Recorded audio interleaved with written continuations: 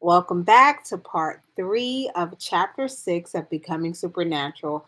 In this part of the chapter, we will cover Jennifer's story in sickness and in health. And we meet this woman whose body had been through so much for so long, she almost accepted chronic illness as her normal because for a long time it was. Her breakthrough didn't begin with her, it began with her husband, who watched her suffer for years and stumbled upon Dr. Joe Dispenza's work while looking for answers. Now, that alone is powerful. Someone holding a vision of healing for you even when you're too exhausted to hold it for yourself. She married the right one. That's a good man, Savannah. But what changed everything was Jennifer's own shift when she decided that she didn't have to keep living in survival. That's where the healing began, not improving herself, but in remembering that she was still worthy of joy, peace, and a healthy body. Let's get into Jennifer's story. 5 years ago, Jennifer's doctors diagnosed her with several new illnesses, in addition to the numerous other health issues she had already suffered from. In total, her diagnosis included a few autoimmune disorders: lupus, um, Sjögren's syndrome with Sika complex, some gastrointestinal disorders such as celiac disease, salicylate intolerance and lactose intolerance, chronic asthma, kidney disease, arthritis, and vertigo so acute it often resulted in vomiting. Poor Jenny, she was going through a lot. Every day was a struggle. Even just brushing her teeth was difficult because she lacked enough strength to hold her arm up for very long. Her partner Jim often had to brush her hair for her. Aw.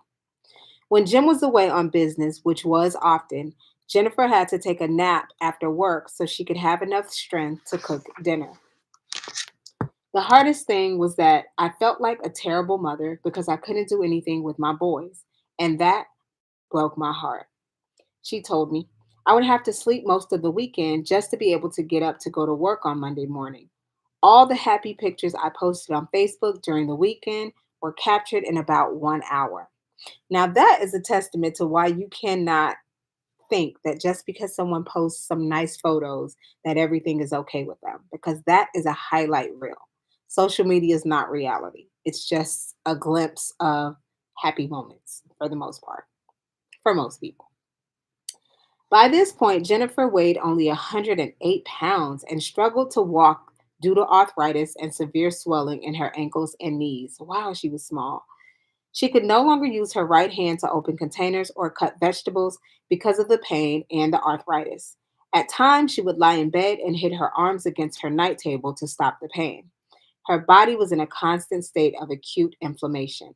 And even the specialist she saw said they couldn't do anything more for her and that she had to learn to live with all of her conditions as best she could, which is what most people hear with most diseases. They don't offer necessarily cures unless it's something that you can take an antibiotic for. But for chronic things, it's usually just here's this pain to help you get by. Although she never admitted it to anyone, she feared she might only have a few years left to live. She may have been ready to give up, but Jim wasn't. Every night, Jim devoured books looking for alternative solutions, repeatedly encouraging Jennifer to keep going. That's a good man, Savannah. Good man to encourage his wife. The Jim, then Jim found You Are the Placebo and read about a woman with a similar condition who was able to heal herself. Jennifer and Jim agreed that she had to go to a workshop. 2 months later, in 2014, Jennifer attended a weekend workshop in Sydney, Australia. She started to feel a bit better and registered for an advanced workshop in Mexico. Unfortunately, around the time she was scheduled to leave for the workshop, she developed an 8.5 millimeter kidney stone, and her doctor refused to let her fly. So she missed it. But she kept doing her meditations, getting up at 4:50 a.m. every day.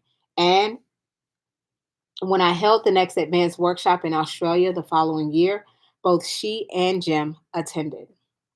I remember the first night I could hardly make it up the stairs to our room, which was normal for me, she reported. But by the end of the workshop, I was walking around like a healthy person and didn't have to use my asthma medication. The day before we left, Jim said that I was looking so well, I should try some normal food. Apprehensive, I gave it a go and no adverse effects. No pain, no asthma, no cramps, no headache, nothing. I think it was the best pizza I've ever had. When she did her meditations, Jennifer really gave it her all. She repeatedly tuned into the potential of health and felt an abundance of energy throughout her body that could carry her all day long. In the meditation, when I asked the students to live from that new state of being, she imagined her feet hitting the ground and heard her breath as she joyfully ran. So she was imagining herself running. Someone with chronic asthma. That is huge. As someone who's lived with asthma in my adolescent years and sometimes occasionally as an adult, haven't really had it in the past like I don't know, 8 or 9 years really. But as someone who understands that plight of not wanting to run because you are fearing an asthma attack, I feel her. By the end of her meditation, she was crying tears of joy. Eventually, Jennifer conditioned her body to forget what illness feels like, looks like, sounds like, and tastes like by raising her energy, changing her frequency, and reconditioning her body to a new mind and signaling new genes to repair her body. So she literally dropped the identity that she had been living for multiple years. She dropped it. She said, I don't care who I've been, I'm not that person anymore. And so her decision to not be that person and to tune into the future that she desired instead, she was telling her body, I'm safe to be with what I desire. I'm safe to feel healthy. I'm safe to eat what I want to eat. I'm safe to run. I'm safe. And over time, through the practice of consistency, her body gave in and started to believe it because that's how we learn. The subconscious mind does not know the difference between real and imagined. So that is so dope. She says, now I eat normal food, she reports, and I haven't used my asthma medication since June 2015. I can walk up to 10 miles a day and lift 45 pounds. I'm training, and my goal is to complete a half marathon, which I will do soon. And Dr. Joe ends her story here. But wow, like Jennifer's story reminds us that sometimes the journey back to health doesn't start with a diagnosis, it starts with belief. It starts with someone saying, even after everything, you still deserve to feel good. And her husband, having lived with her for so many years, being like chronically sick with so many different things, he could have been very pessimistic. He could have started giving up and thinking that she was going to die right along with her because the evidence was there that she wasn't getting well and the doctors couldn't help her. But instead, he was very optimistic and he kept doing his homework. He didn't quit on himself or his wife to find the solutions that she needed. And thank God for that because his determination led to him finding the work of Dr. Joe, and the rest is history. So sometimes all it takes is for one person in your life to believe in your potential, to believe that something is possible for you before you even get on board. Neville Goddard talked about this too, and I'm going to talk about this in my live. Sorry to go on a tangent, but Neville talked about this too with his teacher, Abdullah.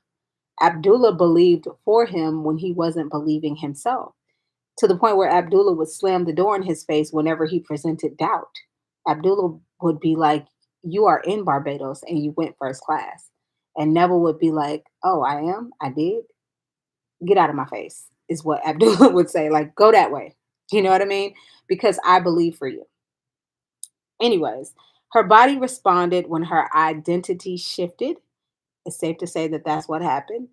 And that shift came from finally believing that she could live without constantly preparing for the next health crisis. Because so many of us should be able to identify with that. Um, Shifting identities is all about not preparing yourself for what you think is familiar, but instead being open to a new outcome.